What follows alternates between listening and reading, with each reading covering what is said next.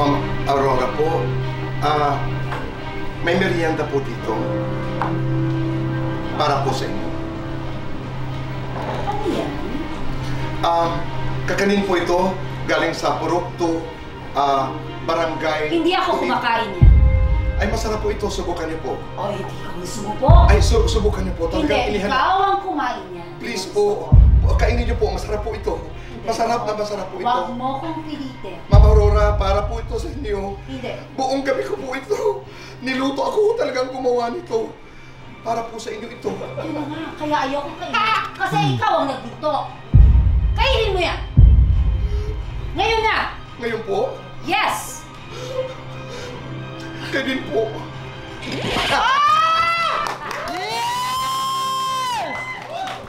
Mahirap kasi kinukontrol mo rin. Kasi di ba, Kuya Boy, usually pag sa totoong buhay na inilalabas mo yung emotions mo. Right. Eto kasi, nilalabas ko yung emotions ko. Pero dahil ayoko naman talaga siya totoong masaktan, so kinukontrol ko. Pero kailangan lumabas, so pigil. Kasi ayoko talagang makasakit. Hindi lang dahil kay Bea, kundi lahat ko na nakakatrabaho ko na meron ka mga pisikalan.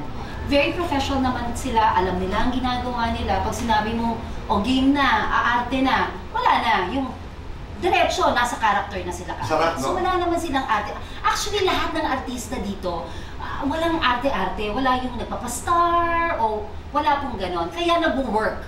Yung ensemble namin ng mga actors, sobra yung magtitingin na lang tayo, Kuya Boy, kahit wala sa blocking ni Direk. Pero meron akong gustong gawin, susundan ni Direk yun kasi natural na lumalabas. It's raw. Sorry, Kuya Boy, I'm just being honest. Para mas masaya akong mag-isa.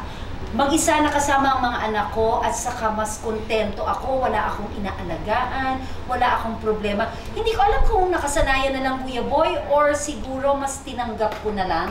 Kasi ayoko na ulit masaktan, ayoko na ulit. At saka, hindi na ako yung sa hindi ako ready or I'll find the right person. Hindi na yung kung darating, pero kung hindi, it's okay. Because I am happy. I'm happy with the people na, yung mga kaibigan ko na trusted ko, yung mga person na, yung my person na kaibigan ko na pwede ako mag-vent out, my family, my children.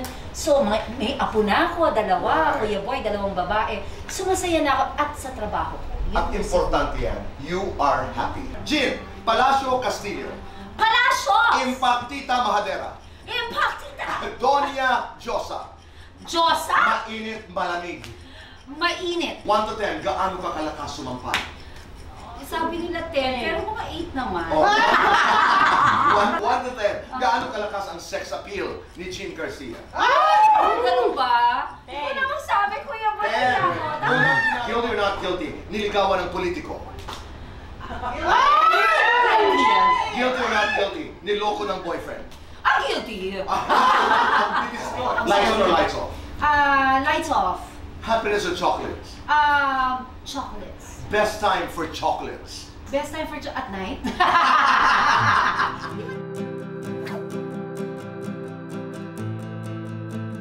Are you happy and are you kontento ka ba kung anong meron ka ngayon?